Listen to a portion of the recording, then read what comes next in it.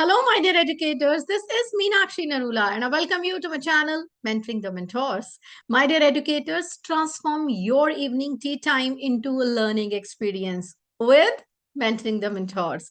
Every day at 4 p.m., you will be having some learning nuggets, like short nuggets, short videos that are going to enhance your teaching learning experience. Yes, they are going to enhance your knowledge. And in today's video, we are going to talk about 17 types of assessment. Before you explore the different kinds of assessment, I would like to request for your support. Like, subscribe, and share the content. Do recommend my content in your teaching groups as well. So, my dear educators, here you go. 17 different types of assessment. Even if you are an educator, you are a student, you are a teacher trainer, even you are a student, right? Appearing for B.Ed M.Ed exam, you all should aware of what are the different kinds of assessment, right? In this video, we are going to talk about the 17 different kinds of assessment. Here you go on your screen.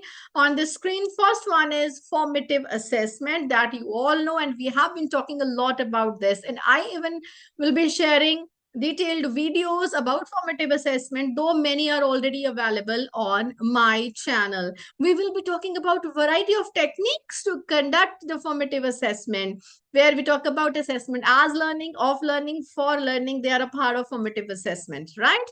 And the next one will be talking about summative assessment, norm reference and criteria reference assessment, diagnostic assessment, internal and external assessment, formal and informal assessment, process and product assessment, objective and subjective assessment, continuous and terminal assessment, competency-based assessment, and holistic 3-degree assessment that we all are talking about nowadays. So let's, my dear educators, get set, go and talk about these 17 types of assessment, right? As you can see here, first of all is formative assessment. It's an ongoing assessment conducted during the learning process so that we can monitor the progress and we are able to provide the feedback for the further improvement. And the purpose is to help the students identify their strengths, the areas of improvement, grow and glow areas, and even to guide the teachers in adjusting their instructional strategies. It is continuous, it is informal, it is low stakes, it is diagnostic, and is feedback oriented. For example, classroom quizzes, observation, peer review, and even homework checklist. These are the different kinds of formative assessment. I will be sharing with you a detailed video separately also on formative assessment, though many are already available too with various kinds of strategies. You should master how to conduct formative assessment. Now, my dear educators, next one is summative assessment. And if you talk about what does it mean by a summative assessment, it is being conducted at the end of a learning period. It can be after every quarter, it can be midterm, annual examination, or maybe after completion of a particular chapter, topic, or a course. Like at the end of a learning period, to evaluate the overall achievement, like what kind of achievement has been got by a particular child. And we also determine the extent to which the learning objectives have been met. I mean, we pass the judgment, we get to know whether the child has achieved the desired learning outcomes or not. The child is at the beginner, intermediate, or at advanced level. Now, if we talk about the purpose, obviously to assess the cumulative learning when at various stages we conduct the formative assessment, but at the end we would like to cumulate the learning experience and we assign grades or maybe certifications, marks, percentage to the children. And it is formal in nature, it is high stakes because the numbers are assigned to it. It is final, right? It's not kind of ongoing, and it is evaluative in nature. If we talk about a few examples, the final exams that they are going on right now, the end term exams, right, the term projects, the standardized test, and even the CBSE like board exams, the state board exams, or maybe other exams that they are going on nowadays. So summative assessment. So by now you are clear what is formative assessment, what is summative assessment. Now let's move ahead. Let's talk about the norm reference assessment. It means comparing a student's performance to a larger group. usually at the national level, at the regional level, at the international level. When we go ahead with any kind of olympiads where we want to rank the students, we want to determine their standard standing, where do they stand in the larger group, right?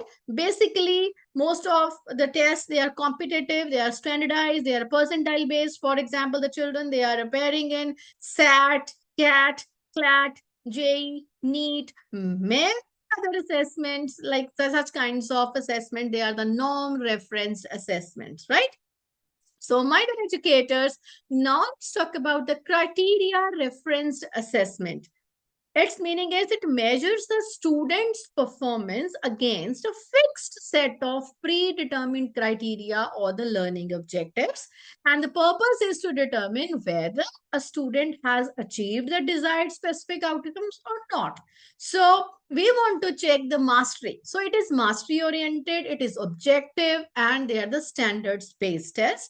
For example, the exams that the students, they are appearing right now, nowadays, teacher made tests, they are there, CBSE board exams. And when we have certain tests, they are aligned with the curricular goals, right? They are the criteria referenced assessment. Now going ahead with diagnostic assessment, as in when I suppose have any issue with my health, I go for certain tests and the doctor diagnoses what is the reason, what is the cause behind. Maybe I'm having a fever, whether it is viral fever, whether it is a normal change in weather, or so the doctor diagnoses, right? So the diagnosis assessment, right, diagnostic assessment, it is conducted before any kind of instruction to identify students prior knowledge, learning difficulties, and the readiness of the child for the next chapter, for the next topic or the content that we are going to teach in the class, right? We want to see where the child lies. As before any test, any teaching, any content that we are going to deliver in the class, we go ahead with previous knowledge testing, right? So the purpose is to diagnose the learning gaps so that the teacher gets to know from where to start, from where to begin, right? And even inform personalized instructions too. So it is pre-instructional, it is individualized, its nature is prospective. So if we talk about few examples, the pre-test, as and when even we go for any kind of training. For example, recently I've attended 10 days NCERT Nishta training, right? So for that, first of all, we appeared for a pre-test. They checked what is our pre-knowledge for this training that we are going to have for 10 days. And after completion of 10 days, that is 100 hours of learning, they again gave us the same test and they checked what is the level of learning right now, right? So which is done previous to teaching any kind of training. They are known as pre-test. They are also called the baseline assessment test, maybe the learning style inventories, whether which to which group the child belongs, what is the learning style of the child. We want to diagnose something, right? Now let's move ahead to the next level, internal assessment. Now the students, they have appeared for different exams, right? For 10th and for 12th standard, who have sent the internal assessment to. Maybe for 12th standard, you have sent the grades for journal studies, for work, for work education, for HPE, for the 12th standard, right? And if you talk about for 10th standard, for every subject, you have sent the internal assessment to the students, right? For every subject, like for example, the languages, the sciences, the social sciences, for every subject you have sent 20 marks assessment. For computers, for AI, it was a 50% theory and 50% practical. I mean, there was some internal assessment that has been sent by you all, right? So it is conducted within the school by the school teachers as a part of the regular curriculum, or maybe as per the guidelines of the CBSE or any kind of board with which the school is affiliated to. And the purpose is to provide the continuous feedback to contribute to the final grades. Why it is continuous? You know very well, for the internal assessment, if it is 20 marks, right, how we have made it 25 plus 5 plus 5 plus 5. If you want to know the detail, you can check my that video where I have talked about subject enrichment activities. We talk about multiple assessment and how to go ahead with the grades, right? It is school based, it is teacher administrated, or it can be formative or summative. Because if we talk about SEA, it is more of formative. If we talk about MA, it is somewhere it is summative too, right? Examples are class test, assignment, project work, practical exams, etc. This is internal assessment. Now, if I go ahead with external assessment, it is administered by some external body or agency to ensure standardization. Like the 10th standard exams, the 12th standard exams, they are the external exams because we want to maintain the consistency, the fairness, the comparability across the schools, right? It is standardized, it is formative, and it is summative in nature. It is formal, right? Standardized है, formal होता है, ये informal नहीं होता है, and it is summative, right? And for example, the board exams, the national and the state level competitions, etc., they all are the external assessments. They are not organized by a particular school within the school boundaries, but they are organized by the bodies, right? Now, external bodies, right? Now come to informal assessment. One is informal, another is formal. Informal, when we do not even assign the date sheet, we do not declare when we are going to have the assessment, right? The students, they need not to be prepared or informed well in advance about the assessment. That's informal, that's casual assessment. Because it is informal, so it is unstructured also, because everybody has his or her own way of assessment. The spontaneous methods used during classroom activities to gauge the learning process. Maybe as a teacher, I am assessing my students, I'm tracking whether they are achieving those desired learning outcomes or not. Where are they right now? I can have some quizzes, I can have some exit tickets in the class, and I will be able to provide the immediate feedback and support, and even the individualized instruction as well. If I see a particular child not doing well, I can scaffold that child accordingly. If I see a particular child doing well, I even can provide more challenging worksheet to that child. So that's a kind of informal assessment. It is unplanned, it is unstructured, it's flexible, qualitative, and low stake. Wherever the numbers are assigned, that assignments are of high stake assessment. Where the numbers are not assigned, it is unstructured, it is casual, informal, they are the low stake assessments. Examples, the classroom observations, the discussions, and even the normal questioning, which is happening, it's kind of interviews, etc. That all comes under informal assessment. Now, formal assessment, on the other hand, contrary to informal assessment, it is structured, while the previous one was unstructured. It is standardized, right? So we want to assess, we want to evaluate the learning outcome, and we want to measure the academic performance, and even we provide the documented results, report cards. It can be numbers, grades, HPC, etc. Right? Because it is structured, so it is planned, it has certain objectives, it is documented, it is evaluative, right? For example, all the written exams, the standardized test, the report cards, they are the examples of formal assessments. Now you are clear about informal and formal assessment. Now let's talk about continuous and terminal assessment. Continuous, that keeps on going, right? Ongoing assessment conducted throughout the academic year, because we want to monitor the students' performance. Because we conduct it throughout the year, so we provide regular feedback. We don't want to create any kind of stress because it is continuous. It keeps on happening, right? And students become used to. And the objective is to provide the holistic development to the learners. It is continuous, it is comprehensive, it is formative, it is low stakes. It is continuous because it is happening number of times, right? And for example, the class tests, the various assignments given to the students, the projects, the portfolios, etc. So on the other hand, the terminal assessment, it is conducted at the end of an academic term, maybe wherever the semester system is there at the end of the semester, or maybe the year, to evaluate the cumulative learning.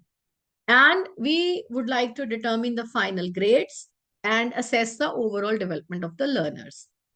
Terminal assessment, it is summative, it is final, the numbers are associated with, the grades are associated with it, so it is high stakes too. For example, the final exams, the term and the projects that we submit, even the thesis when we submit, the research projects that we submit, the annual assessments, they are there. So they are the terminal assessments, high stakes assessment. Coming to objective and subjective assessment. Objective assessments, as you know very well, the MCQs, the fill in the blanks, true, false, all these kinds of tests based on the questions with clear, definitive answered, right? They are known as the objective assessments, where there is no room of, you see, our own vision, creativity, because they are the closed answer questions, right? So they are qualitative, depending upon what kind of question we have framed.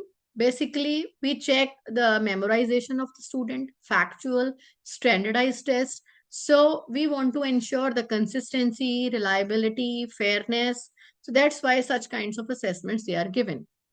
If we talk about the subjective assessment, it is based on the questions that require students to express their ideas, their opinions, their reasoning. For example, essay type questions, short answer, descriptive questions, case studies, etc. Right? They are more of qualitative in nature, interpretative, open-ended, right? Where objective, they are closed-ended. They were objective was quantitative, subjective is qualitative, right?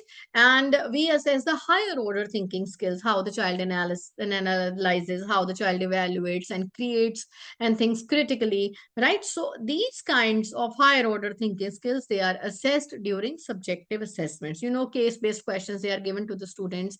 Application based, value oriented questions, they are given to the students, right? Now let's talk about the process and product based assessment, right? Process means what kind of strategies they are being used by the students, the problem solving techniques used by the students, whether the child worked individually or the child worked in a group, or the child has conducted a survey, the child has experimented something, what was the base, how the child did it. I mean, we focus on process, and it is more of formative and qualitative in nature. We check the quality, the how the child has done that particular work. So we assess critical thinking, problem solving, collaboration, such kinds of skills, they are being tested. Like, so it focuses on evaluating the methods and the approaches used by the students during learning activities. So that is the process assessment. Now coming to the product, end product, right? The final product, like for example, any project has been submitted by the child. So that is the product assessment, evaluates the final outcome or the product done by the student. It assesses the quality, the accuracy, the completeness, right? So it is outcome focused. It is not process focused. It is summative. It is quantitative or qualitative. Essays, projects, models, presentations, the final presentation, the final model, the project made by the child. We do not focus on how the same has been done, what was the process involved. We focus just on the final product. So now let's talk about C&C, means continuous and comprehensive assessment, right? As the name defines, continuous and comprehensive. It's a kind of CCE approach, right? And the holistic approach that assesses all the aspects of the student's development, cognitive, affective, psychomotor, throughout the year. That's why it's comprehensive and continuous, right? The purpose is to promote all-round development and reduce the stress. As and when any test is being conducted throughout the year, and it is somehow informal in nature, right? So that reduces the stress. It is continuous, it is comprehensive, it is formative, or it can be summative too. For example, the classroom assessments, the projects, the co-curricular activities, the life skills evaluation, maybe the art integrated projects, the subject integrated activities, the multiple assessments that we have in our classes, right? So such kinds of presentation, assembly presentation, etc., Ek Bharat Shresth Bharat, Bhasha Sangam, such kinds of projects that they are being conducted, that come under continuous and comprehensive assessment. I would like to even mention any kind of days we celebrate, like for example, Maths Week, Science Day we celebrate, right? Maybe English Week we celebrate, Hindi River, Sanskrit Day. I mean, such kinds of days when we celebrate the special days, and we give opportunities to our students to come forward to share their learning.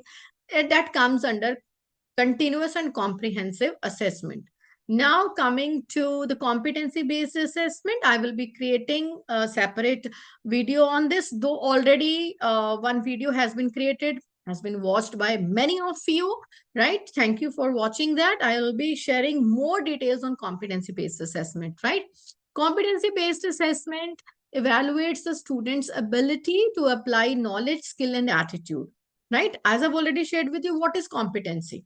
Knowledge, skill, and attitude together makes a competency. How the child is using that in the real life situations, that is child's competency.